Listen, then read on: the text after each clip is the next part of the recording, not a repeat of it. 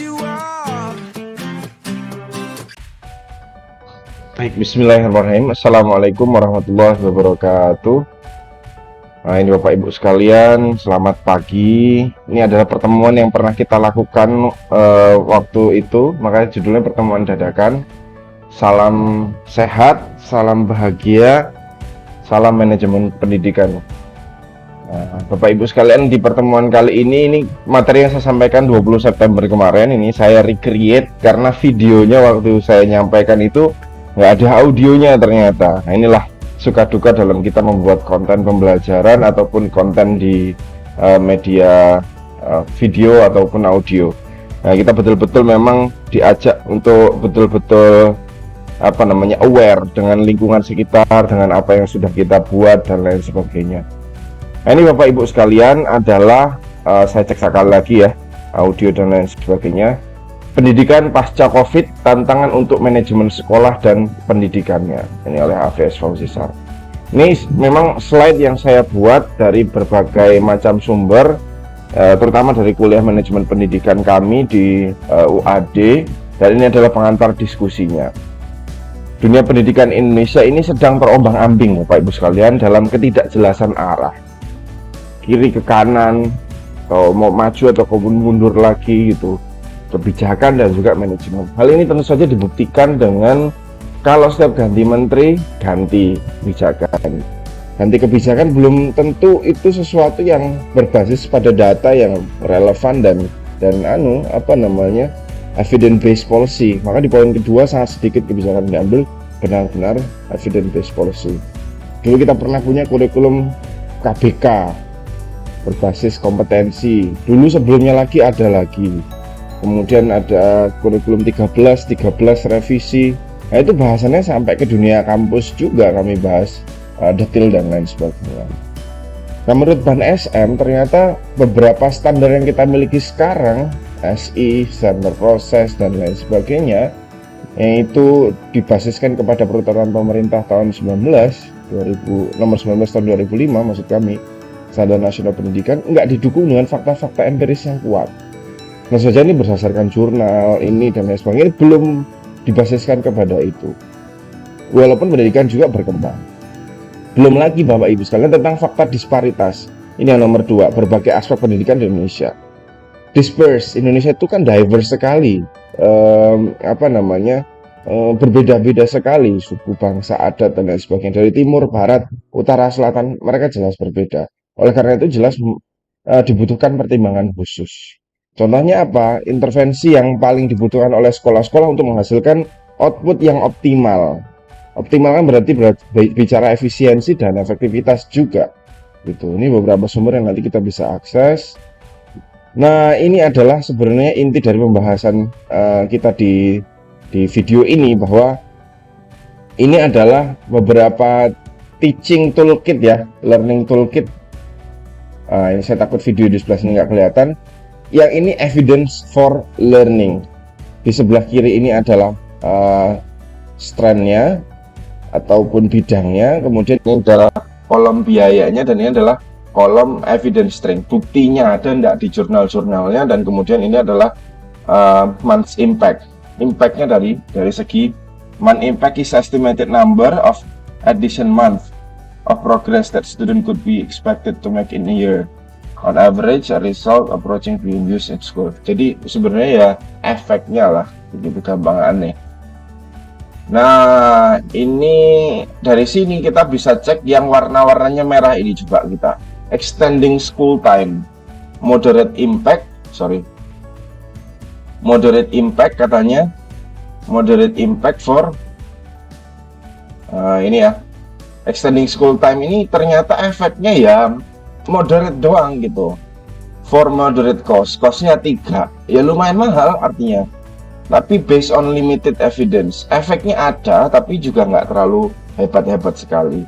Reducing class size, ini yang merah juga, ini ngurangin jumlah kelas, jumlah siswa dalam satu kelas, itu biayanya mahal sekali, tapi evidence strength-nya, basis efektivitasnya nggak ada. hampir hampir cuman sedikit sekali efeknya. Jadi bukan berarti kita ngurangin dari jumlah kelas, kalau SMP 32, kalau SMA 36 itu dikurangi jadi cuman misalnya 18 ataupun hanya 15, itu ternyata efek pembelajaran juga nggak begitu ngaruh, termasuk apalagi repeating a year ya, biaya mahal sekali, efeknya cuma 2, ngulangi setahun lagi. School uniform juga begitu. Insufficient robust evidence, maksudnya evidence-nya itu nggak berdiri tegak, robust itu. For an impact summary, artinya biayanya ya lumayan ada, tapi efeknya nggak ada. Kenapa? Kita kan pengen siswa pakai seragam itu kan tujuannya supaya disiplin ya. Tapi kok anak-anak kita ini juga sulit disiplin. Ini dibuktikan dengan kagetnya orang-orang yang anaknya disekolahkan di luar negeri pas mereka belajar S2, S3. Kemudian pas pulang ke sini kok siswa di Indonesia nggak bisa antri ya. Dia ini kaget gitu. Ya antri untuk masuk kelas, antri untuk dapat pelayanan, di kantin, di mana segala macam.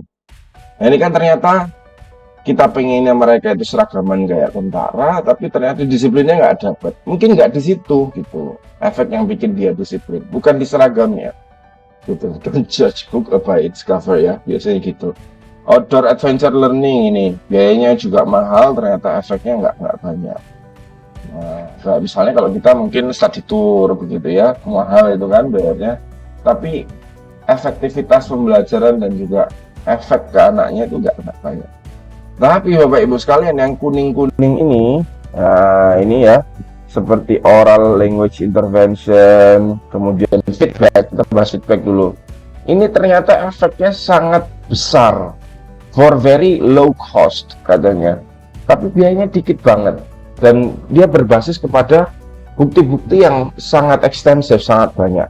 Biayanya kita lihat ya, dolarnya cuma 1, tapi efeknya sampai plus 6. Feedback ini apa sih bentuknya? Misalnya anak ujian atau anak ulangan atau baik lisan maupun tertulis, kita itu tulisannya itu kita tulis gitu loh, kelemahannya apa, kelebihannya apa, nggak kok jadi cuman nilai atau wis. Ini mending masih dikasih nilai ya. Kadang ada loh yang nggak dibalikan sama sekali, guru itu ada gitu. Bahkan sama sekali nggak bisa dikembalikan. Nah oleh karena itu perlu ditulis di situ, diapresiasi excellent misalnya A+, kemudian ada apa namanya, keunggulanmu itu di sini loh. Atau kalau misalnya salah, dia dikasih tahu mana yang salah, ini yang salah, ini kenapa. Nah, ini kan harus butuh waktu yang banyak. Oleh karena itu guru itu nggak boleh pulang habis ngajar pulang, itu nggak cocok kalau saya. Jadi harus dimanfaatkan waktu misalnya setelah dia ngajar itu ngasih feedback ini. Karena kadang anak itu Bapak Ibu sekalian, ketika dia itu sudah kembali ke rumahnya, ke asrama, ke kamarnya, dia biasanya akan buka-buka karena penasaran hasilku tadi itu gimana ya. Apalagi orang tuanya, bisa jadi orang tuanya juga seperti itu kalau yang tinggal bersama orang tuanya.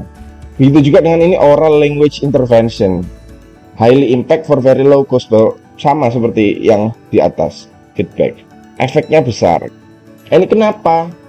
Ternyata ada penelitian dari PBB atau dari mana begitu ya, tentang guru-guru, termasuk di guru di Indonesia, bahwa guru-guru di Indonesia itu sedikit sekali ngomongnya, nggak cerewet. Dalam artian nggak cerewet itu bukan berarti dia jadi center of information, tidak. Bukan kok juga akhirnya teachers oriented, enggak. Tapi kemudian habis nerangkan, habis bikin aktivitas begitu ya, dia tuh keliling kelas gitu loh, nanyakan gimana kabarnya, betul-betul nanya kabarnya. Enggak kok kemudian cuman gimana kabarnya anak-anak, minta dijawab alhamdulillah luar biasa, sukses akhirat genggam dunia, Allahu Akbar, enggak. Tapi betul-betul nanya kabarnya, betah nggak di asrama, betah nggak di pondok misalnya, atau ada nggak kendala dari transportasinya dia dari rumah ke sekolah, ada nggak masalah di rumah tangganya kalau misalnya sudah keluar dari kelas misalnya, ditanyakan itu. Engagement itu sangat penting ya. Kalau kita lihat di sini nanti ada istilah feedback ya. Feedback itu information given to learners. Jadi tujuannya adalah supaya performance relatif itu dikasih tahu ke mereka, termasuk juga hubungannya dengan learning goals atau outcomes, hasilnya. Can be verbal or written, jadi bisa ditulis, bisa kemudian juga diomongkan doang, or melalui digital technology pun bisa. Atau bisa datang dari guru ataupun juga yang berperan sebagai guru, atau dari peersnya, dari sesama temannya. Jadi nggak hanya ini, ada peer tutoring tuh. Kemudian tadi kita dapat bahasan metacognition. Mana metacognition nih? And self regulation. High impact for very low cost. Murah sekali tapi impactnya besar. Sampai plus 7 ini, kalau tadi plus 6. Yang paling besar kayaknya di antara penelitian ini, metacognition dan self regulation itu ngajak anak-anak ngatur dirinya sendiri. Learning how to learn. Belajar untuk gimana caranya belajar. Ini istilah lama sebetulnya. Kemudian self regulation dalam artian ngatur dirinya sendiri, gimana dia ngatur pembelajarannya.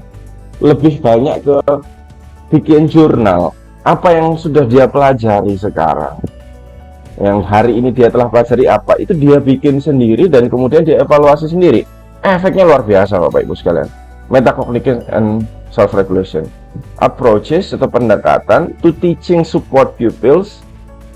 Pupils maksudnya anak-anak, to think about their own learning more explicitly, often by teaching them specific strategies for planning. Ngajarin mereka gimana caranya planning, merencanakan. POWATS lah ini, monitoring and evaluating. Action, actuating ya, POWATS, organizing and actuating. Kemudian ada controlling atau evaluating. The learning, jadi belajar mengorganisir gimana caranya dia belajar. Intervention are usually designed to give people repertoire of strategies to choose from the skills, select more suitable strategy for given learning task. Kemudian jadi bisa dipecah jadi 3 komponen esensial. Ada cognition, jadi dia gimana caranya mental proses, gimana caranya mengetahui, understanding, kemudian belajar. Metacognition itu learning how to learn, saya bilang tadi. Kemudian motivation, ngasih juga dia willingness to engage, keinginan untuk bertalian erat gitu. Termasuk juga tentang metacognitive dan cognitive skills.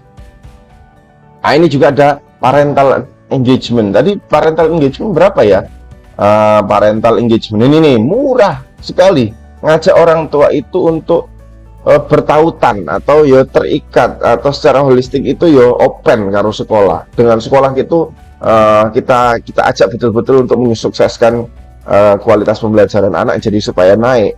Murah biayanya, tapi evidence trace-nya juga besar.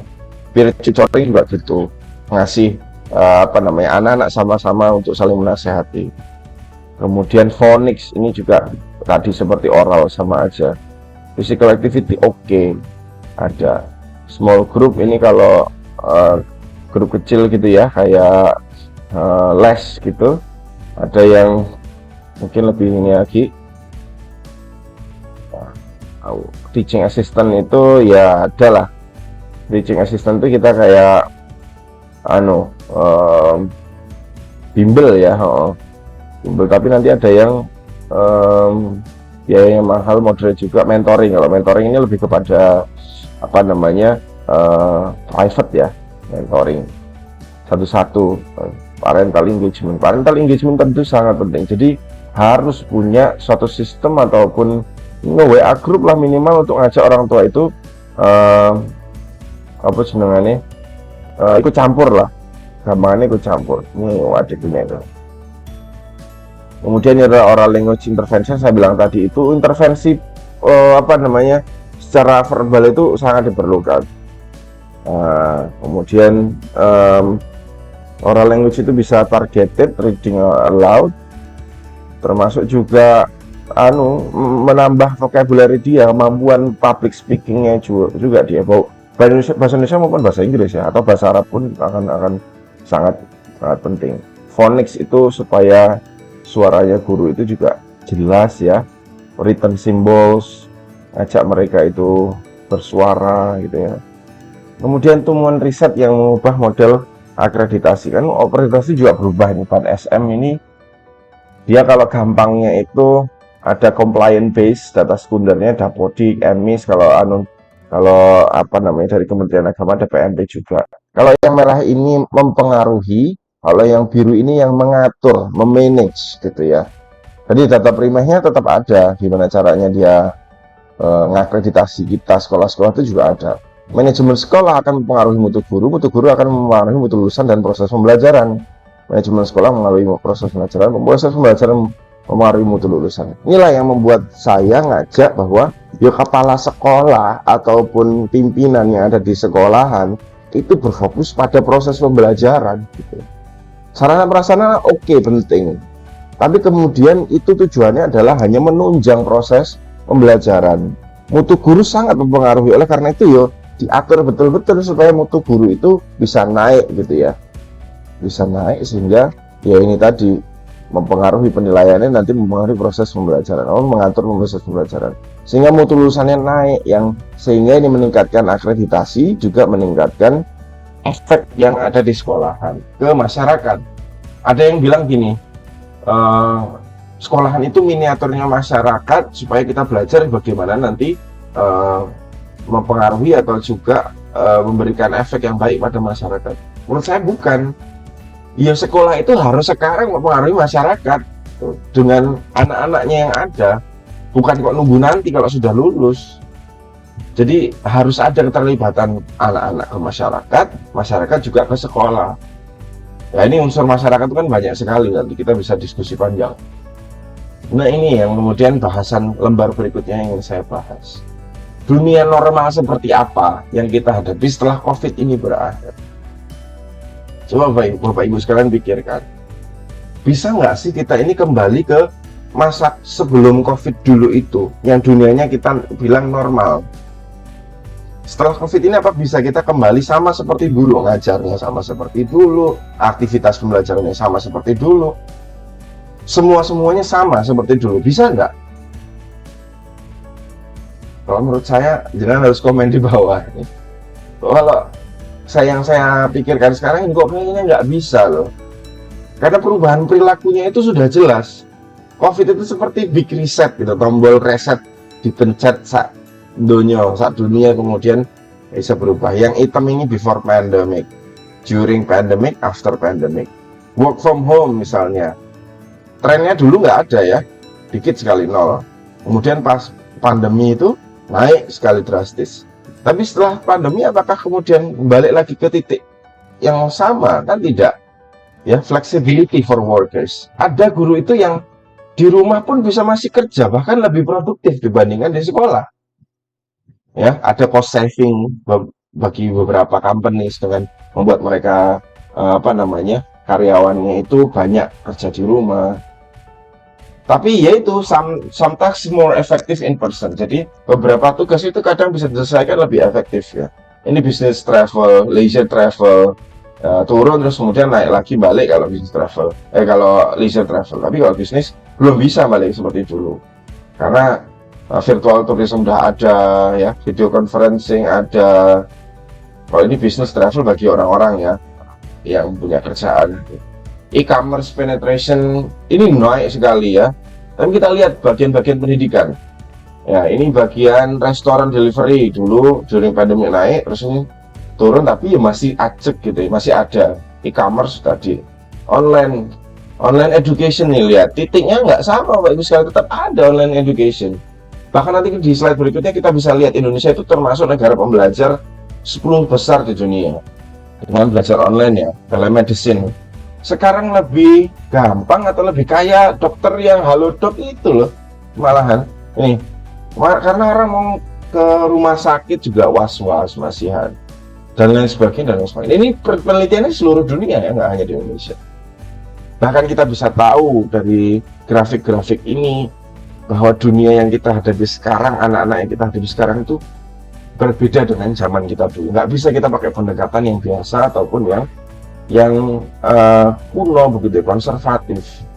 Populasinya sekian, penggunaan mobile phone sekian, 338 juta, internet usernya 175. Kita lihat ini aja dulu, berapa peningkatannya, 175. Kemudian di tahun Januari 2021, berselang setahun kemudian, ini kan sebelum COVID ya kalau di Indonesia, ini setelah COVID naik Bapak Ibu sekalian, jadi 200 juta pengguna mobile phone ya naik juga, tapi nggak signifikan. Tapi penetrasinya bisa 73% populasi kita itu sudah pakai internet semua, media sosial juga. Kepala sekolah Al-Ghifar ini kan pakai juga media sosial. seneng ya. Nih, ini kemudian daily spend time with the media. Satu hari itu berapa lama dia akan berhubungan dengan media internet dan lain sebagainya. 16 to 64, umur 16 sampai 64 tahun. Ini kita lihat using di internetnya, 7 jam 59 menit. 8 jam sehari Bapak Ibu sekalian. Sepertiganya gitu. Jadi ada yang sering kalau saya dulu disuruh ngisi itu ditanya berapa waktu lama tidurnya. Saya bilang 8 jam lah paling lama. Itu kan sepertiga hidup jenengan berarti. Ya saya cuman guyu aja kalau sekarang lihat ini. Orang pakai internet itu sekarang bisa 8 jam sehari. Itu pun Januari ya, 2020 sebelum Covid. Setelah Covid berapa? Bisa 8 jam 52 menit per hari. 9 jam Bapak Ibu sekalian. Ya, para pembelajar semuanya. Sosial media, watching television pasti akan ngurang. Kemudian ini pakai mode podcast, streaming lagu, game konsol. Nih, berkurang ya bikin televisi. Tapi mulai ada baca begitu ya sejam. Kemudian dengerin radio atau podcast ada 44 menit dan seterusnya dan seterusnya. Nah, ini kan berarti ada shifting. Ya, kemudian kalau kita tarik lagi ke tantangan pendidikan kita ini bakal ada FUCA, volatilitas, uncertainty, ketidakpastian, complexity makin kompleks, nggak bisa cuman kita lihat faktor-faktor tertentu.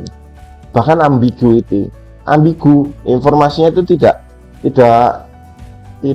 apa ya, aneh gitu. Tidak kalau kemudian based on evidence, apalagi ya kita buka WhatsApp di HP kita saja, itu kan kita seharian bisa jadi nggak bisa menelaah dan baca semuanya. Apalagi belum ada hoaxnya di situ, ada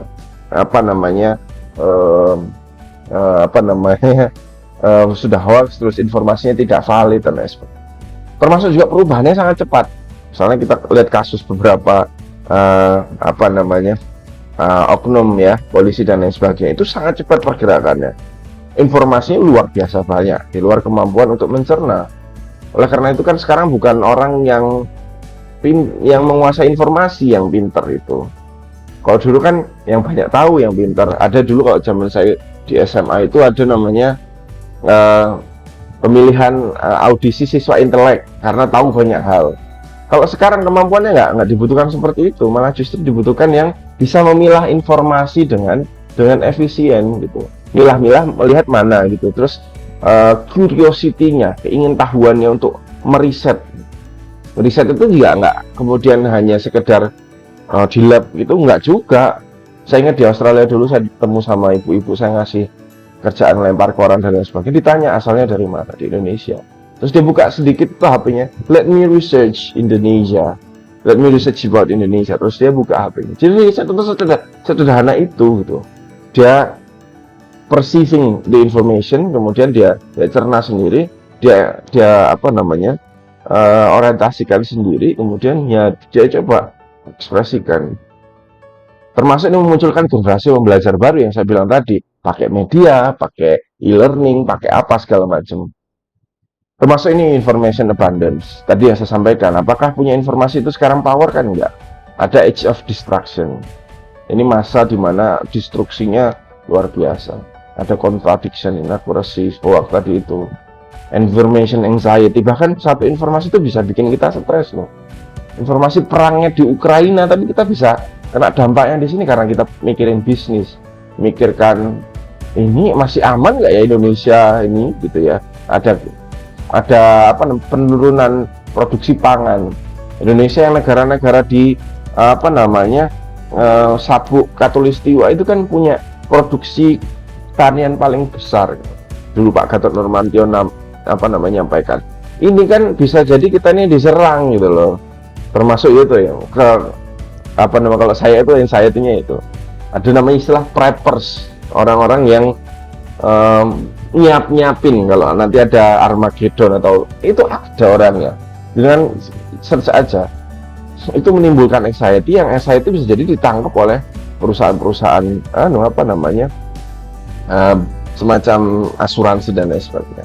Ada nanti stress and health concern. Jadi ada stresor, nanti ada pengaruh ke kesehatan dan sebagainya.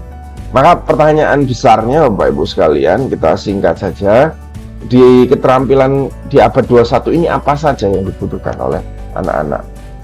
Bagi saya ya, yang masih terus belajar dan ingin tahu, learning and innovation skill ini sangat-sangat penting. Kreativitas, berpikir kritis, selalu setelah ada informasi ditanya why, kenapa, terus ditanya lagi kenapa kok, kenapa ini gitu, terus kenapa lagi. Misalkan kenapa sih harga BBM naik?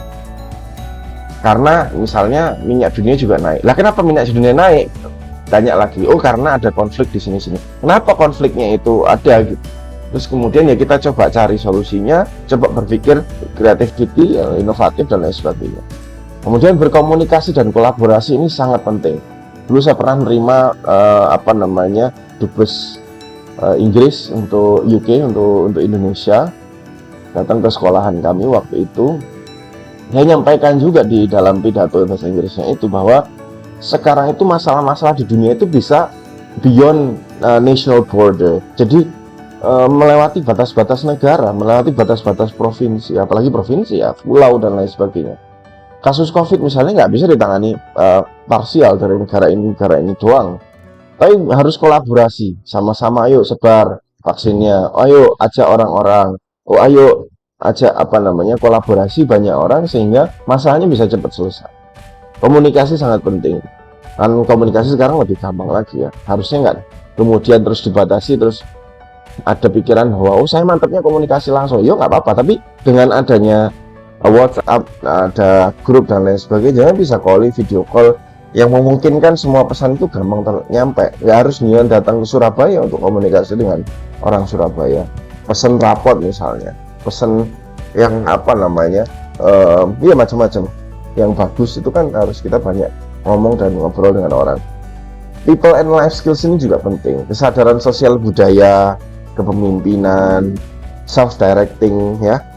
Kita ngatur diri kita sendiri sebelum ngatur orang lain.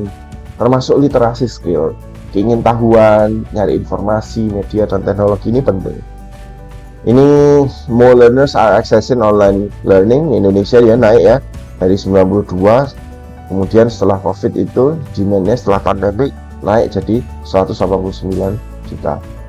Ini top 10 countries learner growth. Indonesia itu lumayan naik ya. Di antara beberapa negara, Paraguay, Lebanon, Filipina luar biasa mereka. Ini tetangga kita yang bahasanya ya bahasa Inggris, jadi memudahkan mereka untuk tahu lebih banyak. Termasuk Vietnam. Vietnam ini kalau kita bal-balan ya, sepak bola itu kadang juga takut sekarang dengan Vietnam. Padahal baru merdeka belakangan ini. Oh, belum bicara Korea, Jepang dan lain sebagainya. Ini bisa angka-angka yang kadang membaca numerik ya, kemudian sains itu dulu kita sering ya tertinggal gitu ya. Ada indeks aktivitas ini sebelum pandemi dan setelah pandemi ini kan kita akses juga. Ternyata ya ada penurunan skornya. Ini kalau yang optimis, yang biru, yang ini moderate, ini tidak optimis itu ya, pesimistik, intermediate, optimistik ini. Nah ini menurut saya gini pesannya untuk guru-guru, untuk anak-anakku sekalian juga, untuk semua yang melihat video ini, membaca hasil riset yang saya bilang nenek-nenek umur 80 tahun di Australia tadi itu, membaca buku termasuk koran di sana masih sangat dominan. Membaca apa saja adalah kunci pertama manajer pendidikan. Ya, siapapun yang bergerak di baik guru maupun juga pimpinan. Guru juga nanti nggak lama juga kan mereka juga akan memanage pendidikan. Pesan Quran itu Iqra. A'udzubillahi minasyaitonir rajim. Bismillahirrahmanirrahim. Iqra bismi rabbikal ladzi khalaq. Khalaqal insana min 'alaq. Terus kemudian di akhir Iqra wa rabbukal akram alladzi 'allamal insana bil qalam.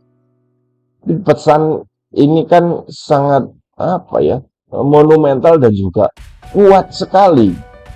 Kuat dalam artian ini ayat yang pertama diturunkan tapi ngajak kita itu baca situasi. Kalau kita merasa kesulitan gitu, am hasibtum am tadkhulul jannata wa lam ya'tikum masalul ladzina khalu min qablikum masathumul ba'sa wa dharra wa zulzulu hatta yaqula ladzina amanu mata nasrullah ala inna nasrullahi qarib. Apakah kita ini ngira bakalan masuk surga, kemudian gampang hidupnya, padahal kita belum ditimpakan bencana ataupun hal-hal yang ditimpakan oleh orang-orang yang terdahulu, kelaparan, kekurangan harta, kekurangan buah-buahan, binatang ternak dan lain sebagainya. Oleh karena itu, dengan banyak mencari informasi, membaca, melihat video seperti ini harusnya membuat kita itu mudah gitu ya untuk menyelesaikan masalah-masalah yang ada di lingkungan kita. Jadi harus memahami dunia yang sedang berubah di sekelilingnya. Manajemen sekolah, jadi kemudian menjadi organisasi yang belajar terus gitu. Semua elemen manajemen harus terus terbuka untuk belajar dan fokus pada capaian yang hendak diraih. Visi misinya jelas, inovatif ya. Oh, sekolah hijau, maka di tahun sekian mau tahun ngapain? Oh, harus punya target-targetan ini. Jadi kita pun mendefinisikan keberhasilan kita. Ini malah justru datangnya dari Australian Government ataupun juga World Bank. Rewrite the future. Gimana caranya Indonesian education system ini, sistem pendidikan Indonesia itu bisa mengovercome, mengatasi losses. Kan ada namanya kan kemarin itu kan kehilangan belajar karena anak-anak kan COVID ya, from COVID-19 pandemic and raise untuk naikkan outcome pembelajaran, hasil pembelajaran untuk semuanya. September 2021 ini sih Afkar dan Piero. Gimana caranya ini kita harus pikirkan bersama. Nah, demikian, terima kasih Bapak Ibu sekalian. Termasuk dalam kita belajar desain apa-apa segala macam ini kan saya sederhana aja pakai Canva. Online pun desainnya. Hasilnya pun kita download. Nah, ini kan banyak seperti ini. Oleh karena itu Bapak Ibu sekalian, mari kita maju bersama. Salam sehat, salam pembelajar. Dan itulah yang kita harapkan, semoga kita semua maju ya. Semuanya sehat dan lain sebagainya. Terima kasih atas perhatiannya. Assalamualaikum warahmatullahi wabarakatuh. Wassalamualaikum warahmatullahi wabarakatuh.